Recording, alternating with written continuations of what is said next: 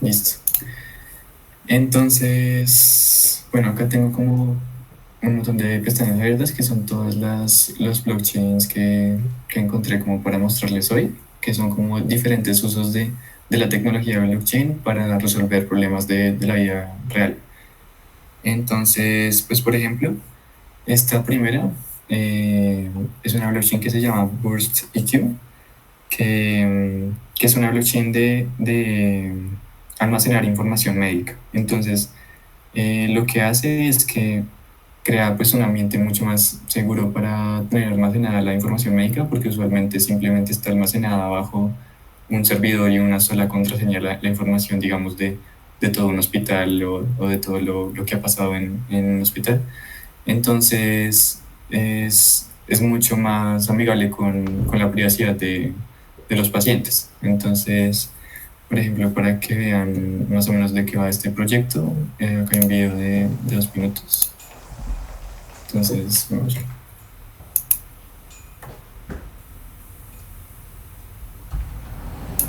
Ahí está escuchando. Sí, aquí le escuchamos, Sergio. Ok. Sí se escucha el video, sí. Sí, qué pena, es que está muteado. Sergio, qué Listo. pena, ¿puedes quitar esa barrita que hice ocultar? Eso, Listo. gracias.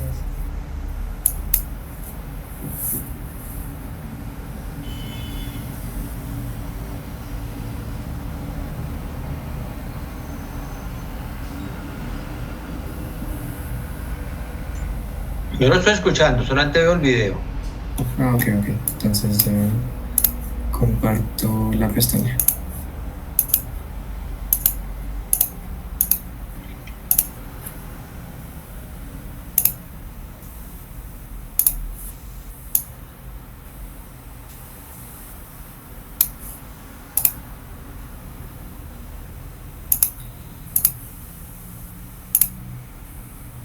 Ya un momento, porque lo tenía abierto en otra ventana, entonces con otro correo, entonces me tocó volverlo a abrir. Se llama Burst IQ. Entonces, Burst IQ.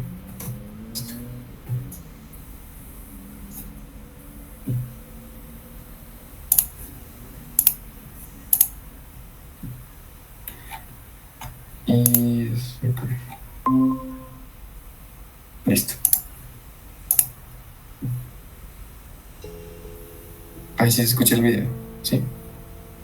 The healthcare industry is undergoing a massive transformation. The volume of health data is growing exponentially, created by electronic medical records, personalized medicine, smart devices, and much more. All that data is incredibly useful. Data helps doctors make more informed care decisions, it allows researchers to discover new medical breakthroughs, and it helps developers build smarter and more personalized products. But in order to unlock the power of health data, the industry needs to be able to build connections between the many different people, places, and things that own and control that data. They need to build connections that are secure, scalable, and compliant with an ever-changing regulatory environment. That's where Burst IQ comes in. Burst IQ combines blockchain, big data, and best-in-class security to create the world's first global health data network. The HIPAA and GDPR-compliant platform allows organizations to create secure data zones where they can manage data ownership and access rights across thousands or even millions of devices, entities, and people. A network for connections. On top of this foundation, the platform uses machine learning to build logical connections between different kinds of data, unlocking a deeper view of all the diverse factors that influence health and system efficiency. The ability to create meaningful connections at scale will usher in a new era of health, one in which care is optimized for each person, where thousands of operational systems work together seamlessly, and where health data is the currency of an entirely new economic model. At Burst IQ, we help organizations securely connect both internal and external data sources, reach new partners, engage with research and innovation communities, and build impossible products. Connect with us at burstiq.com.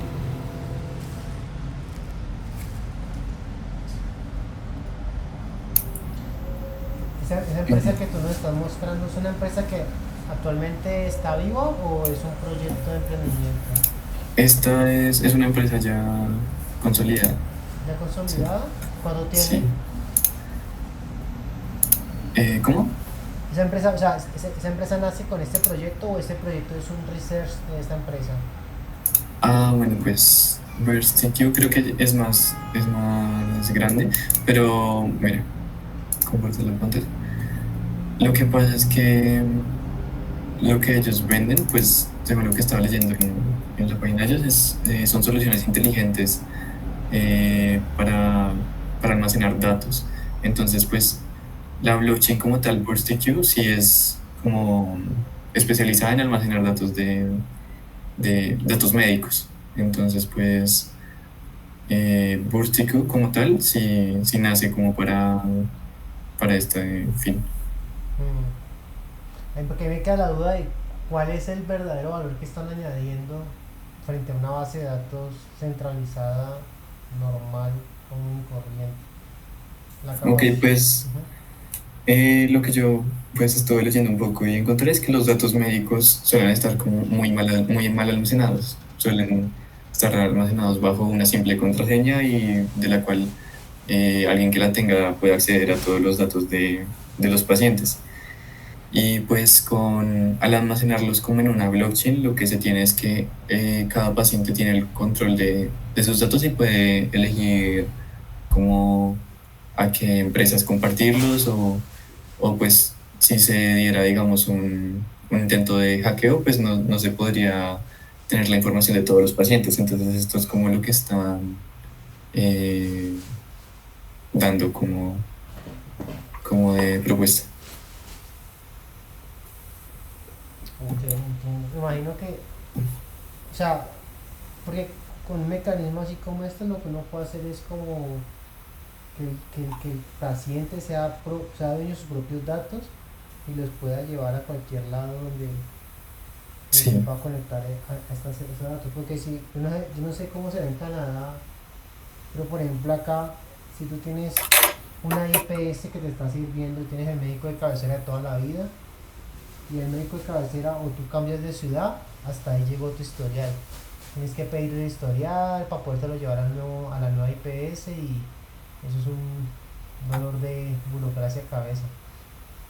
De pronto con Sí. esta forma lo que permite es que uno, bueno, tiene su hash o tiene su, no sé, su wallet y ahí tiene almacenados sus datos médicos y los puedes llevar a otro lado. Pero esto es un valor para el cliente, o sea, para el usuario, para el paciente, no para el... No vería yo por qué los hospitales quisieran incorporar este mecanismo como lectura de su sistema. Ok, pues hay otra como aplicación que encontré que también tiene algo que ver. Y es que, digamos, en Estados Unidos las prescripciones médicas siguen siendo como acá en Colombia, que son simplemente un papel firmado por el médico. Entonces lo que pasaba era que en los últimos años hubo una crisis de opioides, creo que se llama. Entonces lo que estaba pasando era que mucha gente se intoxicaba porque tenían prescripciones falsas o robaban como los formatos de los médicos y lograban comprar opioides como si fueran formulados. Entonces hay una propuesta también que es a través de una blockchain generar prescripciones médicas y en las que, por ejemplo, cuando el doctor le da la prescripción a la persona y le dice como una lista de las drogas que debe comprar, entonces la persona puede coger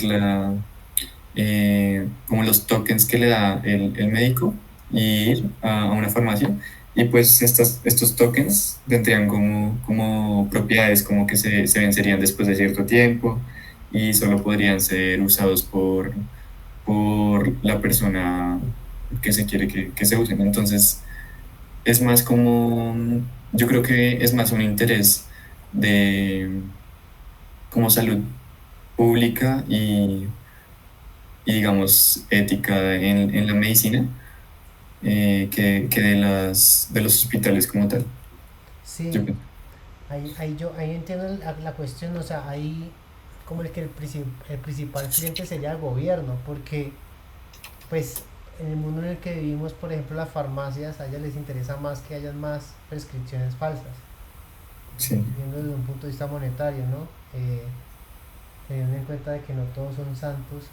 Entonces, digamos que comenzar una farmacia de que hey, solamente véndale a los clientes que vengan con esta aplicación, instale esto esa aplicación para que pueda leer la prescripción, que es inalterable y transferible y sirve en cualquier lado. Sí, es como un producto que realmente tiene que ser impuesto por temas normativos más que por el deseo de los implicados de adquirir el producto porque les genere valor. sí. Entonces, pues, por ejemplo, este proyecto eh, es como muy similar a otro que se llama Medical Chain. Entonces, también les voy a mostrar este para que como que completen las ideas. Entonces, en este proyecto, pues también lo que tú dices, el principal objetivo es poner al paciente con el control de sus datos. Y pues lo que hace esto es que el paciente tiene como el poder de elegir a quién entregárselos y pues es como un cambio de paradigma de cómo se almacenaban los datos médicos. Eh, también, si quieren, miramos este video. In our world today, with the technology available, could healthcare be better? Today, doctors, nurses, and health professionals are limited in the level of care they can provide. This is due to the inability to view your complete and accurate health record. At Medical Chain, we believe that by putting patients at the heart of healthcare, we can truly improve people's lives. With Medical Chain, you have full access and control over your own personal health data. Users are able to grant doctors immediate access to their health record via their mobile device. Medical Chain keeps electronic health records safe and secure using blockchain technology. The blockchain layer of Medical Chain hosts limited, non-personal information. This information acts as a pointer, directing the system to your encrypted health record. Encrypted records are held within hospitals, universities, and nonprofit organizations regulated to handle sensitive data. Only your authorization can unlock your health record and allow it to be viewed on the mobile interface. But Medical Chain is much more than a way to view patient electronic health records. Services such as telemedicine consultations are available with Medical Chain. Your doctor can check your progress with access to your medical history. Wearables ensure that doctors can access life-saving information when managing vulnerable or unconscious patients. Medical Chain provides peace of mind. You can feel safe knowing your health data is accessible to you and your doctor when it matters most. We are transforming healthcare with health professionals, patients, and technology specialists from around the world. We hope you too will join Medical Chain in building the healthcare of tomorrow, today.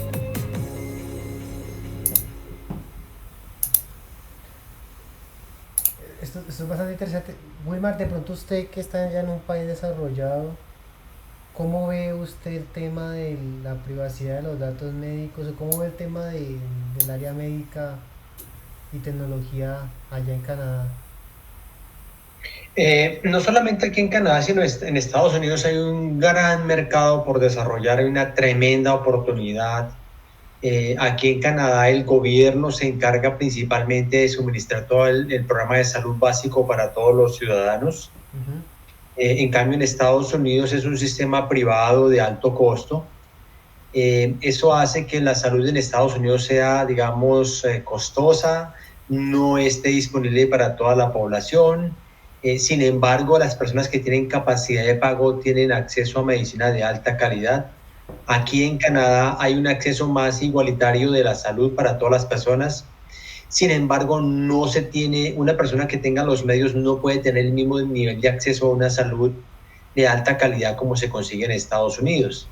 En ambos casos, todavía el sistema de salud sigue siendo de alguna manera un poco primitivo. Yo veo, por ejemplo, que aquí en Canadá particularmente, la regulación sí hace que los médicos tengan que seguir muchos protocolos, son muy estrictos en la forma en cómo, por ejemplo, dan los prescriptions para las medicinas que se necesitan, el tipo de exámenes que deben presentar. Hay poco margen para que un doctor tenga un criterio muy subjetivo con respecto a un paciente, y todo va por formatos y por normas.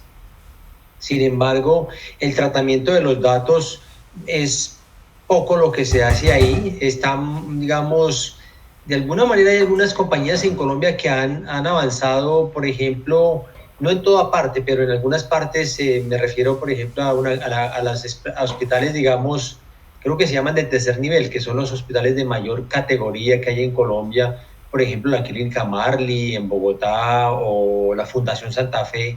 Ellos tienen convenios con laboratorios y tú te tomas un examen y te llega la información por correo electrónico y también se la comparte directamente al médico que la pidió sin que tengas que llevarla. Entonces eso es algo más sofisticado en el tratamiento de la información, pero siguen siendo compañías privadas que prestan el servicio y lo prestan de manera muy limitada para ciertos clientes que tienen la capacidad de pago. Aquí en Canadá no he visto eso. Bueno, perdón, aquí en Canadá justamente he visto eso con los exámenes médicos. De hecho, ni siquiera te llegan a ti, sino que le llegan directamente al médico. O sea que ahí sí uno queda más perdido porque no tiene control sobre su información.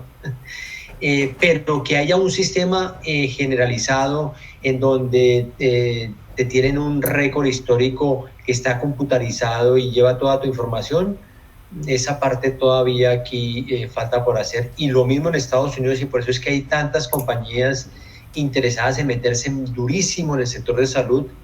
El problema de todo eso es la regulación, y por eso algunas compañías siguen fracasando porque pues meterse en un sistema que es demasiado regulado por el gobierno y donde la innovación tecnológica va atrás de lo que, o sea, va muy adelante de lo que el gobierno permite hacer en un tema sensitivo como es la salud, es complicado porque, por ejemplo, una aplicación de estas quiere manejar toda la información, Medical Chain, quiere manejar toda la información de un paciente, pero el regulador, ¿qué va a decir? Porque es diferente un blockchain o Bitcoin, porque es un activo que lo quiere o no lo quiere, o sea, la persona quiere tomar el riesgo o no lo quiere tomar, no importa. O sea, es más subjetivo a la persona. En cambio, en el tema de la salud, pues es muy sensible la información, porque ya es la vida de la persona. Entonces ahí las compañías fracasan es en la medida en que el gobierno le pone trabas al desarrollo. Pero hay gran oportunidad. Todas estas aplicaciones como esta que está presentando aquí Sergio de Medical Change tendrían un tremendo impacto y estas compañías crecerían brutalmente. El problema es que el gobierno esté dispuesto a hacer eso. Porque como lo digo, es como regular el agua, o sea, permitir que todo el mundo use el agua de una manera indiscriminada y contamine las fuentes contaminen los recursos naturales. Eso no lo van a permitir. No digo que están contaminando, pero digo es un tema igual de sensible. La salud es como un servicio básico, es como un utility bill, como tener acceso a la electricidad. Entonces, la regulación es muy fuerte en esos temas porque es la vida de las personas. Sí, El gobierno traba mucho el desarrollo y también de otro lado, particularmente en Estados Unidos, donde hay una tremenda oportunidad porque no está el sistema disponible para toda la población, es una población grande, son 330 millones de personas. Hay empresas privadas que están muy interesadas en que no haya distribución igualitaria de la salud, porque entonces ellos perderían clientes, porque ellos tienen la gente de poder adquisitivo que pueden pagar los servicios y están dentro de esas planes de salud, pero no todo el mundo puede hacer eso. Entonces hay muchas influencias ahí, tanto privadas como públicas, en el sistema de salud, pero la verdad es que el mercado tiene mucho para crecer, hay muchas oportunidades, hay gran necesidad sí, es que estoy de pensando. desarrollo. Sí, qué pena.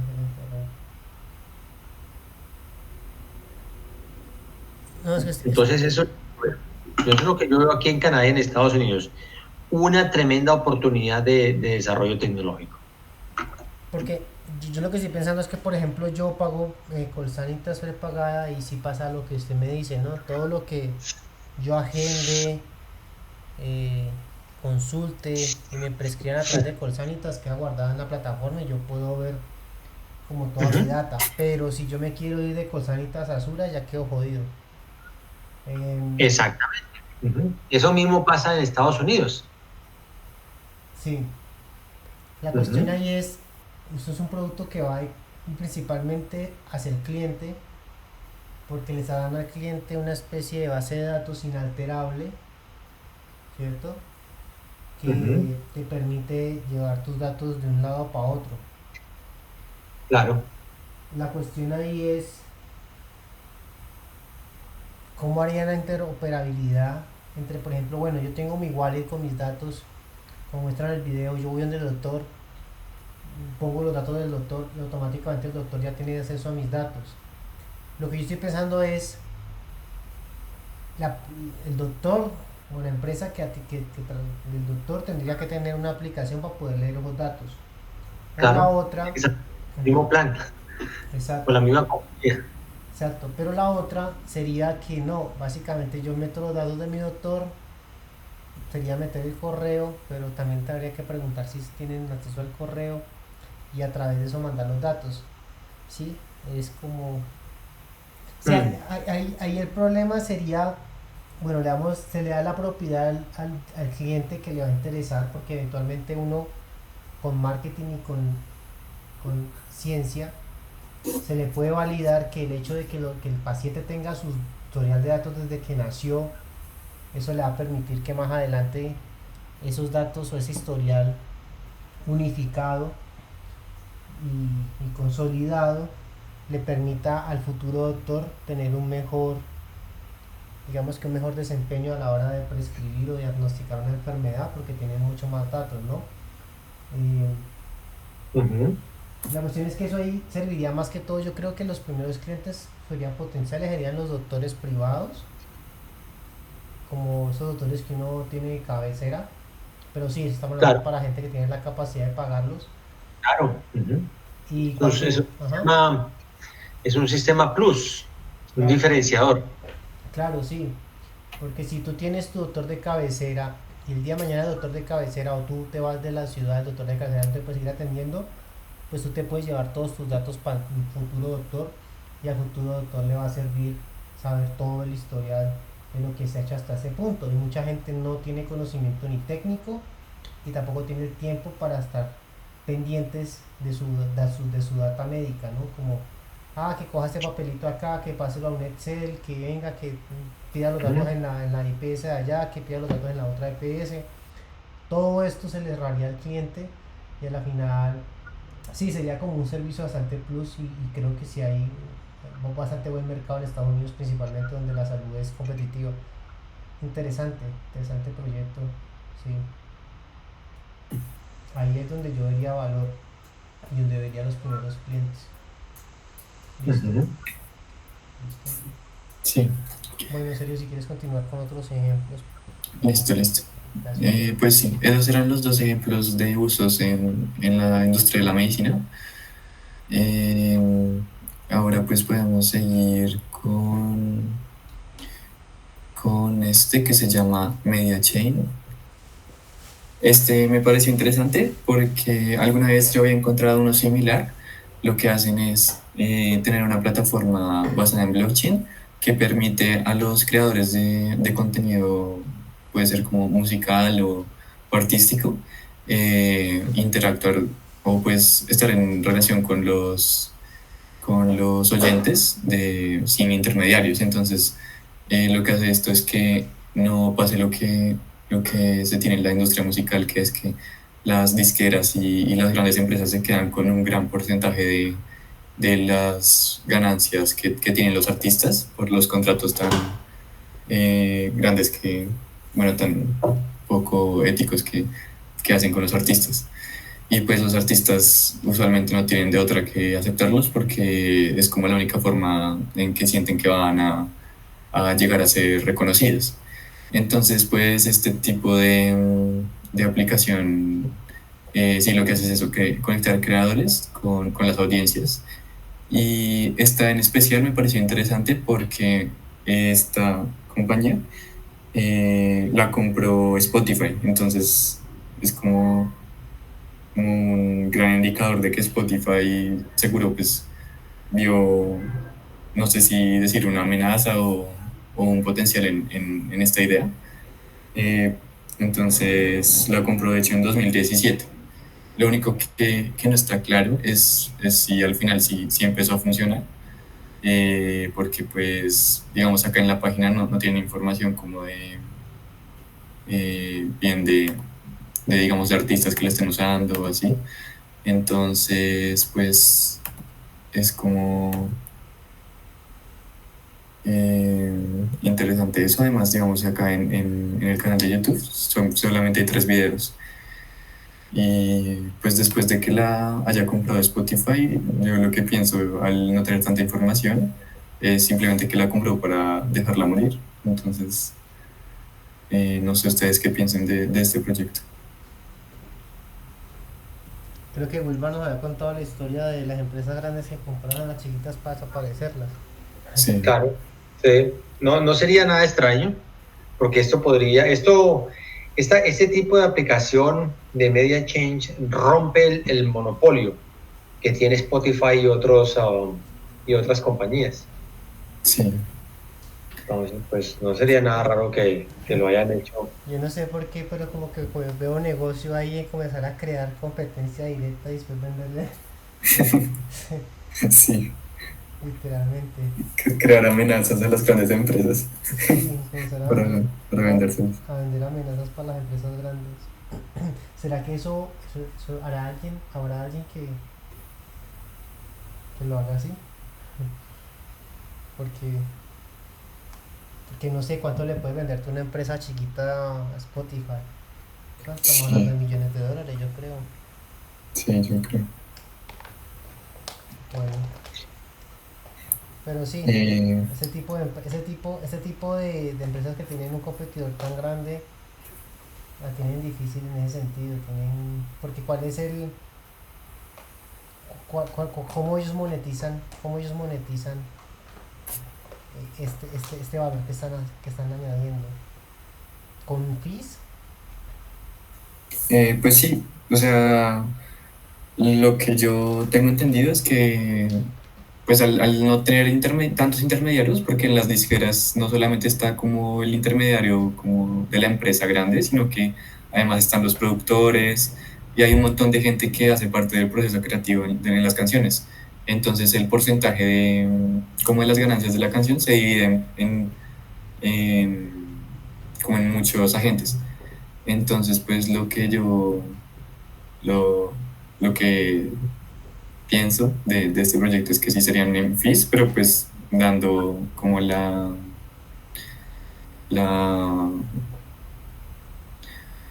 no sé, la ventaja de que no se tienen tantos intermediarios como se tendrían con los contratos normales. Sí. Ahí yo lo único que veo es que de pronto, no sé, pienso que por ejemplo o YouTube Music, que ya es una red donde tú puedes subir la música directamente sin necesidad de pasar por una disquera ni por pasar por un productor, y tampoco YouTube te va a bloquear tu música.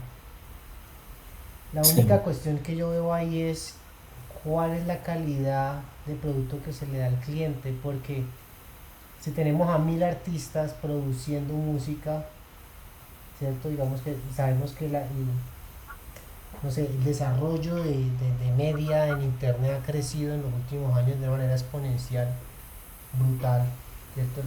La cantidad de data que se almacena en audio, en video y en imágenes ha crecido de manera brutal, por eso es que el deep learning ha cogido tanta fuerza. Pero si yo soy un usuario que tengo una aplicación donde tengo 1 millón de canciones, ¿cómo yo sé cuáles son de calidad y cuáles no son de calidad? Porque al final esos productores y todos estos intermediarios sirven de filtro, ¿no? También de sesgo, pero también sirven de filtro. Entonces, pues sí. ahí es donde yo digo, bueno, ¿cuál es la ventaja realmente de que de que exista esto. Aunque yo siento que en las aplicaciones normales de música también hay que tener en cuenta como el algoritmo de recomendaciones, que es en lo que más se basa la gente como al intentar escuchar nueva música. Entonces tal vez se podría hacer algo similar en este tipo de aplicaciones. Y pues si se hiciese eso, mm, no sé si se resolvería este problema por completo, pero pues podría funcionar. Yo creo que eso todavía está muy en desarrollo. Los algoritmos de recomendación están basados en la música que ya hay y en otros usuarios que ya han escuchado música similar, y lo que hacen es hacer un matching entre usted y otros usuarios para comenzar a recomendarle música, y después de cierto tiempo comienzan a mirar su historial, y así ya hay una mezcla de dos algoritmos que están recomendándole música, pues tanto el que le dice usted a quién se parece, como el que le dice, bueno, usted escuchó esto tanto tiempo, entonces a usted le gusta más este género. La cuestión es que esos algoritmos tienen que primero clasificar la música, seleccionar y rankearla, pero ellos parten de una base de datos que ya está filtrada por la misma industria, que son los productores y las disqueras. Esos algoritmos no funcionarían en un ecosistema donde todo el mundo pueda subir música, porque todavía no están tan desarrollados primero para clasificar la música. Entonces es muy difícil saber entre hard rock y soft rock, me estoy inventando géneros, ¿cierto?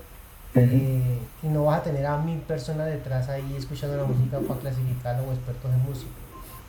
Entonces, hacer las etiquetas de estos datos ya es complicado, y es más complicado aún si hay una cantidad de música una cantidad de datos que está creciendo todos los días, y que no se sabe la calidad de la música ni tampoco lo que dice, porque no ha sido filtrada pues por el proceso normal de la industria. Es lo que yo veo y opino pues, referente a ese tipo de modelo de negocio. Ok. Y listo, entonces pasemos al siguiente. Este es bien diferente. Se llama Propi, y este sí está en funcionamiento. Es usado para...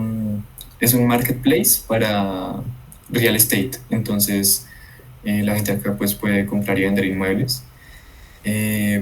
Esto me pareció como muy interesante porque, por ejemplo, acá tienen un botón que dice I want to NFT my home. Entonces, pues acá uno como que pone toda la información, y supongo que al final queda subido como en el marketplace de ellos. Acá tienen un ejemplo del primer apartamento que se vendió como usando tecnología blockchain, que fue en 2017, lo cual también me pareció interesante porque no tenía ni idea de que ya habían como aplicaciones haciendo esto. Y pues no sé, me parece como que tiene bastante potencial también, porque de hecho acá en la página principal sale que fue premiado en el World Economic Forum este proyecto. Entonces está interesante para que lo vean. ¿Cómo funciona ese proyecto? O sea, ¿venden real estate y el NFT para qué es? Se supone que el NFT lo que va a hacer es ser como el título de la propiedad. Entonces ellos pues lo que hacen es... Como las escrituras. Sí, como las escrituras. Algo así. Digitalizadas. Ese tema es bastante interesante, ¿no, Wilmar? Porque sí, actualmente cómo funciona el tema del real estate. Usted compra los títulos, pasan por un gobierno, tiene está un papel, ¿cierto? Pero usted no tiene una versión digital de esto, ¿o sí? Es que yo nunca he comprado casa. Sí, es una escritura, claro, y la escritura es única, está depositada en una notaría, no puede ser falsificada, digamos, no debe ser falsificada, pero hay algunas personas que falsifican las escrituras. Entonces, es posible que sí, con un NFT, de pronto, pues la encriptan y no hay forma de falsificar la escritura. En muchos países, por ejemplo, cuando un extranjero va a comprar una propiedad en Colombia o en un país donde las leyes son un poco, puede haber un poco de margen de fraude, En Colombia no tanto, pero si usted va a comprar una propiedad en Venezuela, ¿quién le va a respetar un título a una persona allá en Venezuela? Absolutamente nadie. Entonces, toda compañía extranjera cuando está comprando tierra en Colombia se hace la pregunta si el sistema del gobierno es un sistema que se le puede confiar, es confiable con respecto a los títulos valores de las propiedades. Entonces, pues nosotros tenemos las unidades de registro, las oficinas de registro que se le llaman así, donde se emiten los certificados de tradición y libertad de los inmuebles. Ellas llevan un control riguroso de quién es el dueño de la propiedad. Y entonces, si Cristian o Sergio compran un apartamento, eso tiene que estar registrado allá y queda en la base de datos de esta oficina de registro. Para que otra persona no venga a su apartamento y le diga y lo saque, usted diga, no, eso es mío ahora. Eso podría cambiar ahora porque pueden expropiar, podrían expropiar en Colombia, como están haciendo en Venezuela. Pero digamos aquí en Estados Unidos aquí no hay problema con las propiedades, obviamente, pero esto serviría para países en vías de desarrollo o países que tengan problemas con las propiedades. Básicamente. Sí, y con esto que dice Wilmar, también algo que vi como en el curso, pues hasta ahora voy como en la primera semana del curso, entonces están haciendo como una revisión primero de blockchain, pero en un momento tocaron como las posibles aplicaciones de la tecnología blockchain, y en lo que más se enfatizaban es que la tecnología puede ser usada en cualquier ámbito en el que se necesite una verificación de la propiedad o un intercambio de propiedad eficiente, porque esto es básicamente lo que permite hacer la blockchain. La verificación de propiedad se hace pues simplemente mirando el historial pues del libro distribuido, porque es fácil mirar la historia, porque además no se puede cambiar este historial. Y pues el intercambio de propiedad se hace pues simplemente con las transacciones. Entonces pues por eso supongo que Eso es interesante. se puede. Es interesante porque muchos de los productos, bueno, los productos que nos ha mostrado hasta ahorita, como que el principal cliente es el gobierno, ¿cierto? Que pues son como mecanismos mucho más óptimos de validar y de almacenar las cosas. Usted sabe, Wilmar, por ejemplo, si uno quiere venderle servicios al gobierno, ¿cómo funciona ese proceso? Por ejemplo, en Colombia, si uno sacara un producto, por ejemplo, así como, no sé, mejorar el tema de las notarías para que literalmente la escritura ya no sean papeles, sino que sean digitales, inalterables y toda la vaina. ¿Cómo funciona eso ahí? Las cosas que uno le vende al gobierno es un proceso bien complicado. Es susceptible de que haya corrupción, bastante susceptible de corrupción, y se hace a través de licitación. Entonces un gobierno necesita un producto, diseña unos pliegos de cargos y con esos pliegos de cargos los publica, y luego las personas que están interesadas en presentarse a esa licitación y ofrecer el producto, construir una carretera, prestar un servicio, crear una base de datos, lo que sea, el producto que el gobierno está buscando, entonces las personas que están interesadas deben comprar esos pliegos de cargos, o sea, no son gratis, hay que pagar. En esos pliegos de cargos están las especificaciones de qué es lo que el gobierno quiere que se le ofrezca. Entonces las personas que compran, las compañías que compran esos pliegos de cargos, buscan la información que está en los pliegos y la presentan al gobierno en una licitación. Entonces hacen una oferta y eso tiene una fecha específica para recibir los sobres. Los sobres se reciben protocolariamente en un sobresello. La información tiene que ser clasificada, solamente la pueden conocer las personas del gobierno que están analizando la licitación, y todo el proceso tiene que ser hermético y muy sellado. Y después de analizar todo eso y ver cuál es la mejor propuesta, tanto económica como porque cumple todas las especificaciones del pliego de cargos, hacen la adjudicación. Eso es lo ideal. Sin embargo, no pasa así. Muchas veces hay torcidos, los pliegos, la información de cómo son los oferentes se vende a los oferentes, entonces un oferente dice, entonces yo puedo mejorar mi oferta, o si me elige a mí yo le doy para usted tanta plata, y termina pasando.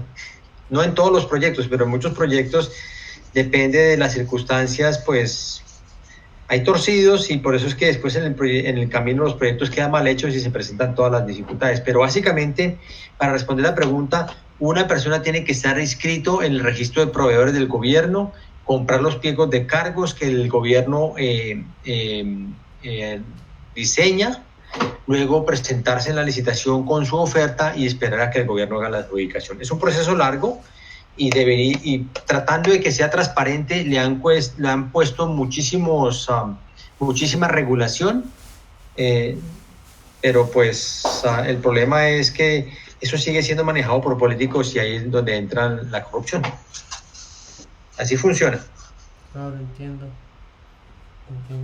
Pero me imagino que igual sí pues deben de haber pues contrataciones del gobierno con empresas privadas, sí o sí, a través de alguien, así sea, de alguien que ya tiene como la palanca ya metida. Exacto. Por ejemplo, en Canadá, pues es que en Colombia, pues sí, es que en Colombia sabemos que eso pasa, pero en otros países donde el sistema es un poquito más controlado. Es un sistema parecido, no hay una contratación directa, solamente en contadas ocasiones por una urgencia nacional, como pasó por ejemplo con el COVID, que es una cosa de necesidad, de urgencia nacional. Entonces los gobiernos pueden saltarse ciertos mecanismos de control y cuando están licitando proyectos o servicios. Pero en general hay que seguir un proceso de licitaciones con un rigor alto, es lento, toma tiempo, etcétera. Sí, entiendo. Igual, bueno, casi toda la mayoría de los negocios tienen su tiempo, pero no. Lo que pasa es que en estos países el nivel de corrupción es mucho menor. Ajá, entiendo. Okay, porque es que no entiendo entonces esa empresa cómo hace para, o sea, porque igual ellos están vendiendo básicamente las propiedades a través de NFT.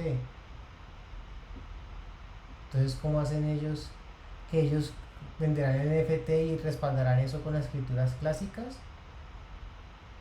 ¿Sí me explico? Porque, pues según lo que dice Wilmar, pues ¿cómo harán entonces ellos? Porque, bueno, ellos pueden dar a ti un NFT que dice, esta propiedad, ese NFT verifica que esta propiedad es suya. Y eso a nivel de estado, ¿qué? Sí, yo tenía la misma pregunta, y en la página como que no hay información sobre eso, porque digamos, lo que encontré fue el ejemplo este del primer apartamento que se vendió, y era en Ucrania. Entonces me puse a pensar como, ¿y pues qué pasa si se vende un apartamento en X país? ¿Tienen que tener convenio con ese país? ¿O cómo funcionará como la comisión ahí con el Estado?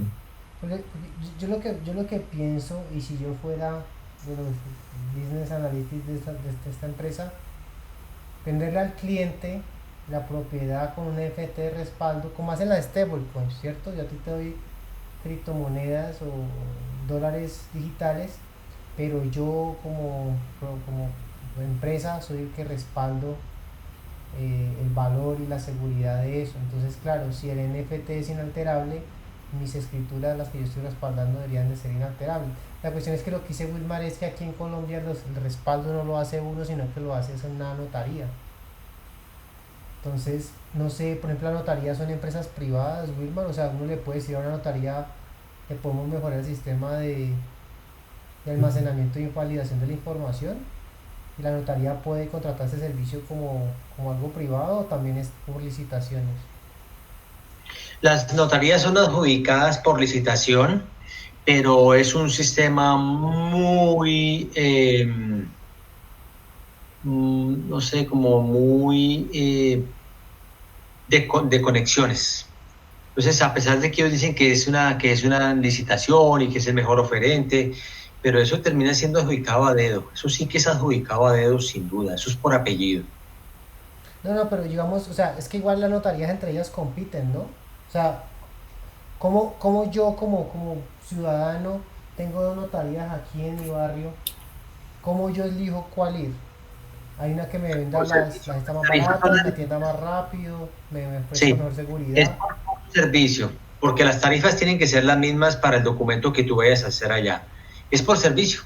Entonces, claro, entonces yo le podría decir a la notaría, le podemos mejorar el servicio que usted le ofrece a los clientes y ellos contratarme sin necesidad de que eso pase por el gobierno, ¿cierto? Pero es que el control, o sea, existe una escritura que la elabora una notaría y la notaría la almacena y la guarda, el documento físico. Pero ese documento no tiene validez si no está registrado. Entonces, el registro es una oficina del gobierno, que depende de cada ciudad. Y entonces, en Bogotá, por ejemplo, hay 3 oficinas de registro, dependiendo de la parte de la ciudad en la cual uno esté.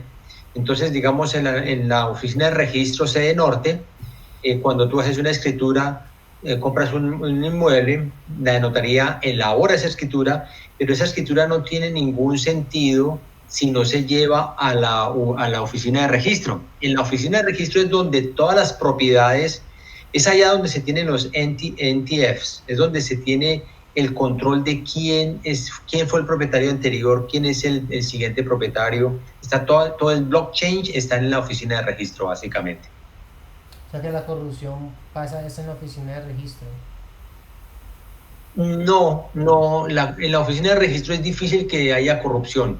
Hay alteraciones, digamos que cuando falsifican un documento, puede ser por parte de la notaría, o no la notaría exactamente, sino algún miembro de la notaría que por alguna plata vende una escritura o la saca para falsificarla o alguna cosa así. Y luego la tratan de registrar, pero al registrarla siempre hay que pagar impuestos. Entiendo, pero entonces sí, o sea, la notaría sí vería valor en incorporar algo como el NFT para vender un mejor servicio a los clientes y que los clientes prefieran tener su propiedad en versión digital, inalterable, respaldada por ellos y Creo que es más que esto sería para la oficina de registro. Cambiar la base de datos de la oficina de registro y digitalizar toda la información tal que ya no sea a través de una base de datos centralizada en la oficina de registro, sino que sea a través de NTF,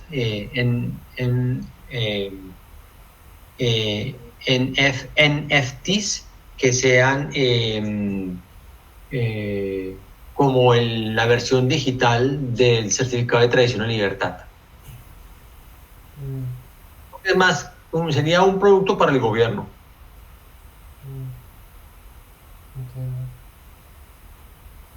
Ahora, al ser descentralizado, entonces uno podría comprar propiedades en todo el mundo y tener sus NFTs, pero no tendrían respaldo de un gobierno. Es parecido a lo que hace Bitcoin, ¿no? Dar el control a los bancos centrales. Sí, sí te entiendo, pero es que yo creo que siempre hay que pensar en más como de cara al usuario, o sea, cara a la persona común. Más que, es que yo siento que, por ejemplo, lo que yo me he dado cuenta es que el gobierno suele adaptarse de acuerdo a la necesidad del mercado, que es la población. No, el gobierno no innova si la población no lo obliga a innovar, por decirlo así. Por ejemplo, claro. Mire lo que pasó con Rappi y Uber. Son empresas que no estaban reguladas, nacieron, crecieron, se volvieron tan grandes que ya tuvieron que meter regulaciones para regularlas, pero mientras tanto funcionaron un resto de tiempo. Entonces, para obligar a que el gobierno incorpore la tecnología, básicamente hay que atacarles directamente desde la necesidad de la población, que la población quiera utilizar esa tecnología, y para eso hay que darle valor a la población. Entonces, por ejemplo, yo estaba pensando, sí, o sea, a la final sabemos que son papeles en la oficina de registro, pero a través de las notarías pueden vender como una especie de escritura digital, que la gente sabe que puede portar y que puede leer cada vez que se le dé la gana, como una especie de copia digital respaldada por un papel. A la final, a futuro, el gobierno comienza a ver las ventajas de eso. Digo, no sé, opiniones. Miren, acá, pues por ejemplo, encontré lo que hace la aplicación, como que en realidad la visión de Propi es automatizar el proceso de las transacciones de estos inmuebles, porque la visión de ellos es que la gente normalmente necesita como mucho papeleo y se demora mucho en hacer una de estas transacciones. Entonces, pues, por ejemplo, acá pues muestran que sí se debe subir los documentos. Supongo que estos serán las escrituras o no sé si los documentos de identidad de la persona o tal vez todo, no sé, en un paquete. Y pues lo que ellos dan es como simplificar este proceso de la transacción. Sí, es como lo que hace una notaría, solo que ellos tienen la aplicación. La notaría no tiene que ir a hacer la fila ya en la notaría y perder su tiempo, Sí. básicamente. Pues así lo veo yo, digo yo. Como por ejemplo lo que yo digo, o sea, no sé, ahí es donde yo diría como el cliente principal sería la notaría, porque son las que son como el intermediario entre el gobierno y los clientes. Ellas quieren ofrecer mejor servicio para ser más competitivas, los clientes quieren mejor servicio para ahorrar su tiempo y no perder tanto tiempo en burocracia y papeleo, y también pues, tener un registro de lo que está pasando. Y a la final la notaría pues puede ayudar a que la propia oficina de esta quiera innovar y quiera actualizarse un poco más. Yo no sé si en Canadá hay notarías, Wilmar, para el tema de real estate y cambio de bienes y compra de venta de bienes. Sí, aquí no sé si hay notarías porque básicamente todo se hace a través de los realtors, que son, digamos, una persona quiere vender una casa, entonces contrata a un realtor, y una persona quiere comprar una casa, entonces también tiene su realtor, y entonces uno ni siquiera se habla con el dueño de la casa. Los realtors son los que hablan entre ellos, entonces uno dice, yo quiero una casa de estas características, el realtor va y la busca y habla con el realtor que la está ofreciendo, entre ellos cuadran todo, hacen la negociación, obviamente el dueño y el dueño original y el comprador final dicen qué precios quieren y van y miran la casa, etcétera, pero la persona, el comprador nunca se ve con el vendedor, ni siquiera para firmar los documentos, nunca se ve con el vendedor. Todo lo hacen los realtors y al final, cuando se cierra la negociación, todo pasa por un abogado. Entonces, el comprador y el vendedor van y firman la escritura a la oficina de un abogado y ellos hacen todo el documento. Tampoco el comprador y el vendedor pasan por una notaría, todo lo hace el abogado. El abogado, todo lo que es la parte legal, el abogado la tramita. Va a la oficina de registro, elabora escritura, no sé si la elabora una notaría o la elaboran ellos, no tengo la menor idea, pero todo eso es servicios profesionales. Uno no se involucra sino pagando y escogiendo la casa. Y si quiere vender el inmueble también hace lo mismo, simplemente busca un profesional que es el realtor y si quiere vender la casa y él verá a quién se la vende. Simplemente lo que le interesa es que le entre a su cuenta, le entre la plata. O sea, hay bastante intermediación, mejor dicho, no hay contacto directo entre el comprador y el vendedor. En Colombia pasa mucho que uno directamente le compra al vendedor y entre los dos van a la notaría y firman en la promesa comprobante y la escritura la firman en la notaría los dos. Sí. Y ahí se entrega el cheque. Es interesante porque, por ejemplo, allá sí habría más facilidad de automatizar eso y de mejorar eso con esos personajes, ¿no? Y de hecho se hace. Muchos de los procesos, por ejemplo, la oferta, porque eso hay que pasar una oferta en sobre cerrado, todo eso es automatizado. Te llega el email y en el email tienes firma electrónica, digital, llenan los documentos, la escritura se llena también digital, o sea, tus firmas van digitales, o sea, yo creo que, no sé si estarán usando Propi, el Realtor no sé si usa Propi, pero debe estar usando una competencia de estas, o esta, no sé. Interesante. Toda la información va digital. Sí, sí. Sí, ese tema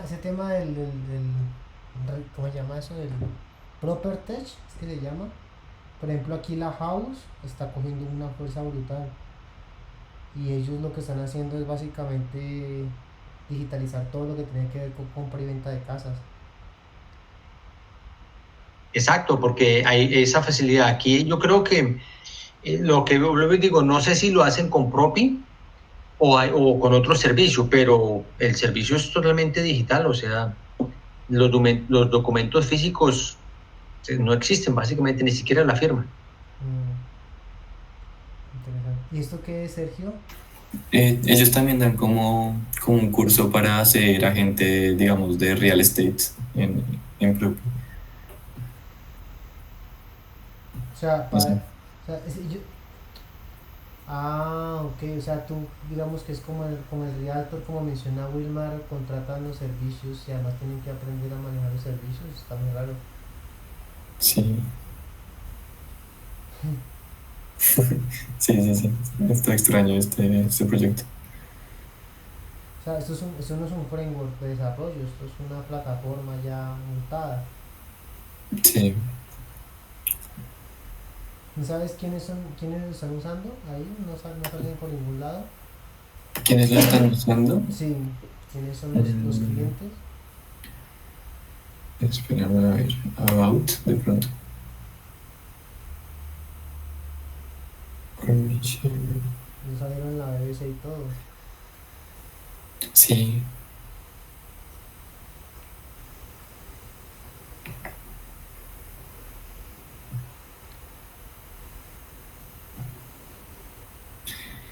Este modelo de negocio me gusta bastante.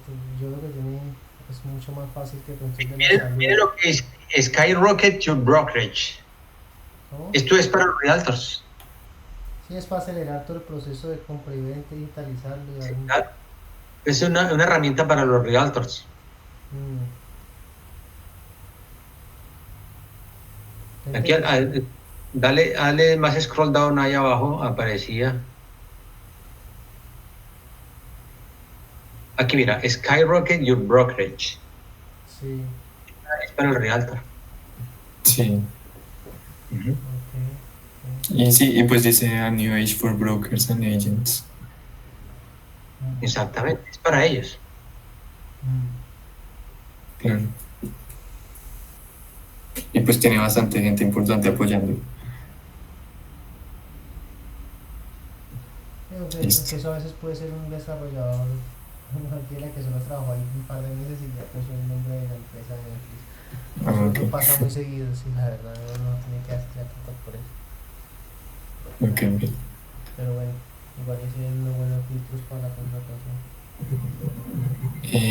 Listo. El siguiente proyecto también es bien diferente. Se llama Filament y lo que hace es que es una aplicación en blockchain que permite controlar dispositivos de Internet de las cosas, que pues básicamente son todas las, digamos, cortinas inteligentes, pues todo lo que esté conectado a Internet en una casa que haga como que tenga como una acción física. Entonces, pues esto está también siendo como está teniendo muchos avances el Internet de las cosas. Y pues Filament lo que propone es que, pues antes de usar la tecnología blockchain, se tienen que manejar todos estos aparatos con una aplicación, digamos, de la marca que vendió los aparatos. Y esta puede ser pues mucho más fácilmente hackeada que la aplicación si estuviese en blockchain.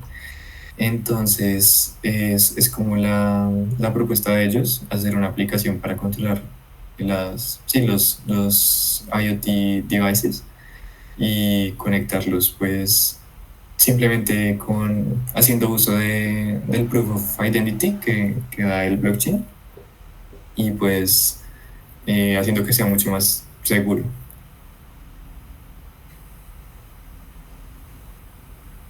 Y pues tienen bastantes, dispositivos conectados.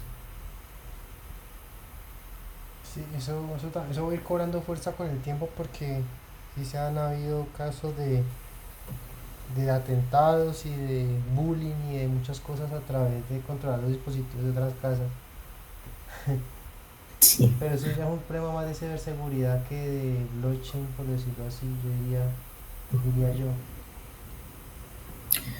sí pues, o sea, lo que ellos dicen es que pues haciendo uso del Proof of Identity solamente una persona puede tener el control de los dispositivos y como esto se verificaría en el blockchain sería como una protección mucho mayor a los hackeros. Sí, pero pues a la final, o sea, utilizan el blockchain como un mecanismo de protección de ciberseguridad. Sí, Entonces cualquier algoritmo de encriptación y de protección de datos reemplaza al blockchain básicamente.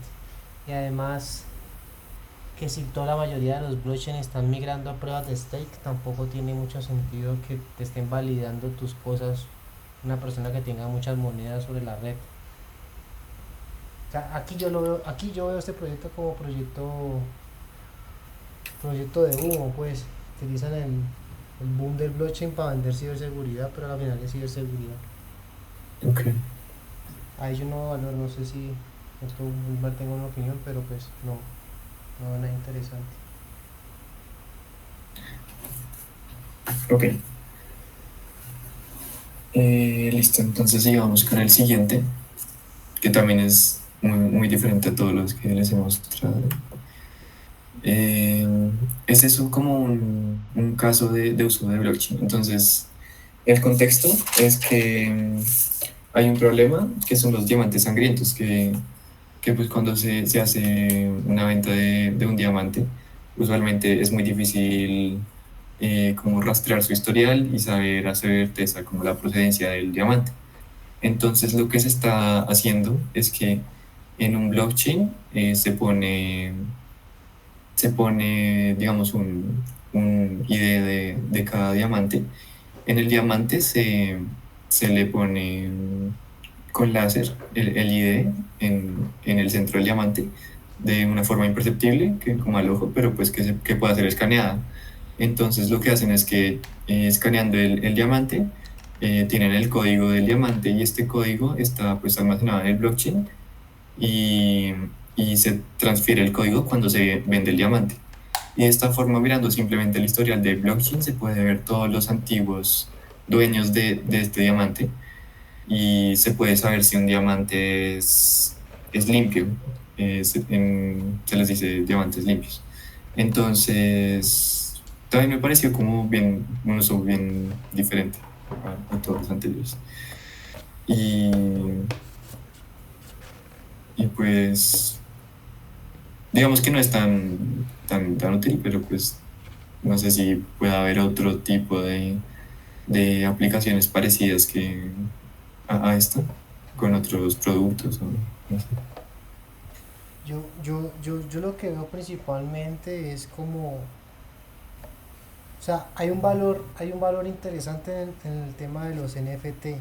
En finanzas, ¿cómo podría utilizarse algo así? No sé si se le llega a ocurrir algo, Wilmar, pero, por ejemplo, no sé si para temas de préstamos, algo que requiera, no solamente desde la parte transaccional como lo mira las DeFi y todo el tema del manejo de automatización de la parte bancaria, sino porque también los bancos a veces pueden servir como almacenamiento de valor, en el sentido de que tú puedes almacenar y transferir propiedades. No sé si de pronto uno, no, pues que las deudas igual ya están en un smart contract. Por ejemplo, algo que yo recibo mucho cuando yo invierto a través de acciones y valores, y cada vez que compro una acción ellos me dan un título de valor que básicamente es el que dice yo soy el propietario de esta acción y por eso recibo dividendos por esa acción. No sé si ese título de valor sea solamente una máscara del verdadero registro de que yo soy el propietario o realmente sea el título como tal, y si yo le paso ese título a alguien, esa persona ya es dueña de esa acción. Bueno, No funciona así, eso funcionaba, eso antes era así, pero tal vez hace ya como 20 años se desmaterializó, que significa que hay un control, hay una base de datos como un blockchain donde se dice, bueno, esta acción que hace 3 días pertenecía a Paquita Gallego, ahora Cristian Picón la compró, entonces cámbiale la información en la base de datos y ahora el dueño es Cristian Picón. Pero si Cristian Picón la vende mañana entonces y otra vez la compra Paquita Gallego o otra persona, entonces en la base de datos vuelven y cambian, pero no hay un título que está circulando. Es una base de datos, es un registro. Que eso lo maneja la Bolsa de Valores de Colombia, ¿cierto? Pues en este Sí, caso. y así son las bolsas de valores del mundo, todos son desmaterializados. Porque sí, o sea, básicamente cuando yo me di cuenta que, por ejemplo, para comprar y vender una acción tengo que utilizar un broker, estoy obligado a utilizar un broker, no puedo hacerlo tú a tú con una persona. No, no lo puedes hacer directamente con un tercero, tiene que pasar a través de una compañía que está registrada Corredor, así. en la bolsa de valores y entonces pues son las bolsas las firmas comisionistas de bolsa o los bancos, porque ellos tienen que llevar control de quién es el dueño del título. Si tú, por ejemplo, lo haces a través de una plataforma, digamos que uno dice, no, yo no lo voy a vender con la firma comisionista, pero lo voy a vender a través de una plataforma de trading. Esa plataforma de trading la provee una compañía que está registrada en la bolsa de valores. O sea, también es un intermediario. Ujú. Porque, sí, o sea, como de pronto Wilmar que conoce más los corredores de bolsa, ¿qué cosas, qué servicios se pueden mejorar? Porque, por ejemplo, como yo les comento, por ejemplo, yo utilizo TRI, que es la aplicación que está respaldada por Acciones y Valores en Colombia. Y si yo quiero vender, pero yo no le puedo vender a alguien directamente, tengo que vendérselo al mercado y comprárselo al mercado. ¿Por qué estoy obligado a comprarlo y vendérselo al mercado y no puedo simplemente a través de la aplicación mandar la acción y vendérsela al precio que yo, no sé, defina con Sergio?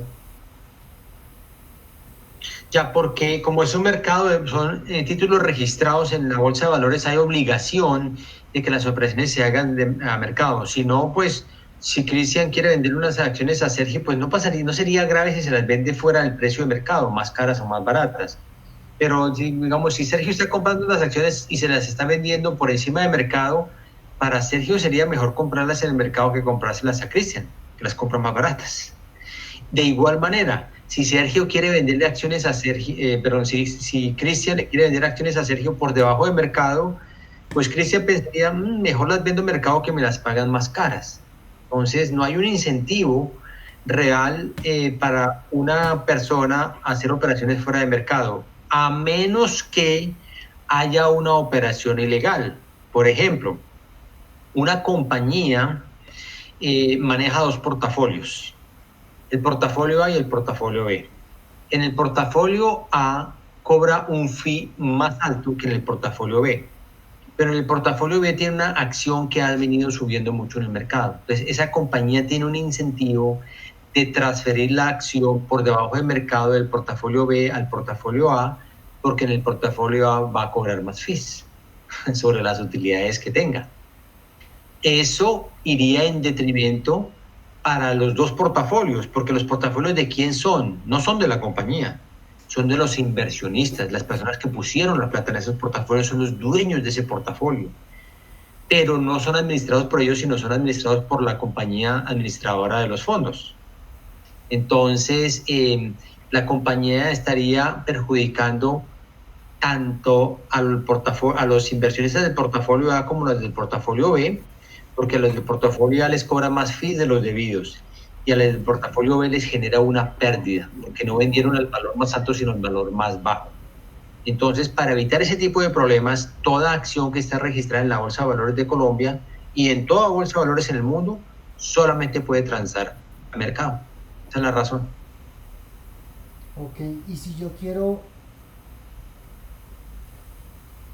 quiero comprarle directamente a la empresa A acciones,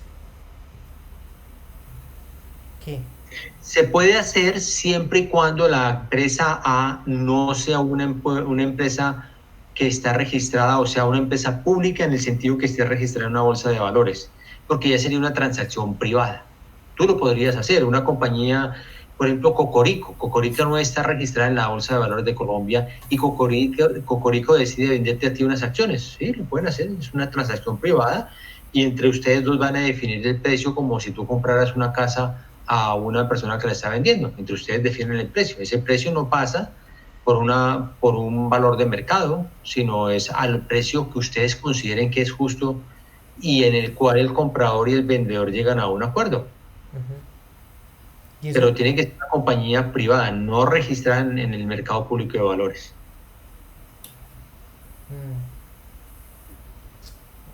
y para hacer ese proceso es fácil. Pues, o sea, una compañía, ¿cuál sería el incentivo de una compañía establecida para venderle a Alpina? ¿Cuál sería el incentivo para venderle acciones a Christian Picón? No estoy muy seguro cuál sea el incentivo Sí, ahí. pero digo, A, yo digo, que sea una- sí, a menos que sea una compañía pequeña que está creciendo. Entonces, por ejemplo, todas las transacciones de esas compañías, de esos desarrolladores de software que tienen ideas innovadoras y que han creado compañías nuevas, esas transacciones todas son privadas. Y el precio se acuerda entre el inversionista, que es normalmente un venture capital, y el pequeño emprendedor. ok. Ahí pasa mucho eso constantemente está pasando. Mm. Porque es que yo lo que estoy viendo es, bueno, si no soy una empresa grande, por ejemplo, la BBC a mí me cobraría si yo quiero vender acciones al público, ¿cierto? Ellos tienen que llevar alguna ganancia. Claro, cuando tú, digamos, tú tienes tu compañía y ahora quieres que el público quiera invertir en tu compañía y tú vender participación de tu compañía, claro, te toca hacer todo el proceso de registro con la BBC. Y ese proceso implica llenar una cantidad de formatos, pagar unos fees a la Bolsa de Valores de Colombia, etcétera. Todo un protocolo largo, y también tienes que obtener una calificación de parte de una empresa reconocida. Todos tus estados financieros tienen que ser avalados por terceros, normalmente compañías muy establecidas en contabilidad para verificar que son ciertos. Es todo un proceso largo. Registrar una compañía en la Bolsa de Valores de Colombia o sea, se llama un listado realmente, eso se le dice un listado de una compañía, y hacer una IPO Sí. es un proceso largo y costoso. Wilmar, ¿y se puede sacar una BBC para pequeñas y medianas empresas? O sea, ¿sería viable, por ejemplo, que yo sacara una aplicación donde las pequeñas y medianas empresas que estén buscando liquidez puedan de forma fácil vender participación de su empresa, que otra persona la pueda comprar? Es complicado porque el proceso de registro, digamos, del listado es muy costoso, y una compañía pequeña no tiene la capacidad financiera para poder hacer eso y asumir todos esos costos. Lo que sí se está haciendo ya, y la misma Bolsa de Valores de Colombia está tratando de promover, y hay otras fintech también compitiendo en el mismo segmento, es las compañías necesitan financiamiento. Entonces, financiamiento se puede hacer de muchas maneras. Una es vendiendo acciones de la compañía, pero eso es solamente para compañías que ya tienen cierto capital financiero y pueden hacerlo. Otra manera es, digamos, emitiendo bonos, también para compañías un poco más grandes. Una tercera forma es pidiendo créditos a un banco, pero son costosos los créditos a los bancos. Existe una cuarta forma que han venido a crear un nicho de mercado para las fintech, y la misma Bolsa de Valores de Colombia tiene una que se llama, bueno, no tengo el nombre en este momento, pero es también conocida, en la cual lo que sucede es lo siguiente. La fintech trata de conectar a la gente que tiene capital para financiar, normalmente individuos, y a las pequeñas compañías que necesitan ese capital. Entonces, una compañía pequeña, por ejemplo, que está en Unilago y que ensambla computadores PC para gamers. Entonces, dice, necesito 500 millones de capital, porque pues voy a comprar todas las partes para sacar un producto nuevo, y necesito 500 millones para financiar ese proyecto, 500 millones de pesos. Entonces, una fintech puede buscarle financiamiento para esa compañía y ser el intermediario que controla cómo el crédito se va a repagar. Entonces, la fintech se tiene que, digamos, preocupar de hacer todo el proceso que haría la Bolsa de Valores de Colombia, y es hacer el listado. Entonces, buscar los estados financieros de la compañía, verificar que todo es correcto, que si tienen las instalaciones si tienen las instalaciones que dicen que tienen, que si desarrollan el trabajo que dicen que realizan, etcétera. Todo un proceso, digamos, de compliance, verificar que todo es correcto. Y luego le dice a los inversionistas, sí, entonces usted puede poner 3 millones, 2 millones, 1 millón, 5 millones, y en pequeños pedazos arma los 500 millones y tiene 100 inversionistas, cada uno de 5 millones, y reúne 500 millones y le presta la plata a la compañía pequeña, y el fintech entonces está en la mitad y está administrando un crédito, por ejemplo, a 3 años, que paga intereses cada trimestre. Entonces el fintech tiene que encargarse de todo el flujo de caja, repagar a sus 100 inversionistas cada trimestre su pequeño interés y al final del proyecto repagarles los principales, o sea, si cada uno puso 5 millones de dólares, los 5 millones. Y eso están haciendo las compañías fintech, hay varias en Colombia haciendo esa intermediación. Entonces es bueno porque el inversionista individual gana una tasa de interés superior a la que le pagaría el banco. Del otro lado, la pequeña empresa, la microempresa, tiene el capital, un préstamo de capital a una tasa inferior que le prestaría el banco. Y por último, el fintech también gana un fee, no como el del banco, porque tiene una estructura, digamos, muy eficiente, que todo está automatizado y no tiene tanto personal, entonces dramáticamente corta los gastos, pero el fintech también gana una porción de todo el negocio. Entonces todos se benefician, pero funciona para el microcrédito, o sea, créditos pequeños. O sea, 500 millones es plata, ¿no? Pero dentro de la industria 500 millones es un préstamo pequeño. Sí, eso es pequeño, el nivel de corporativos es pequeño.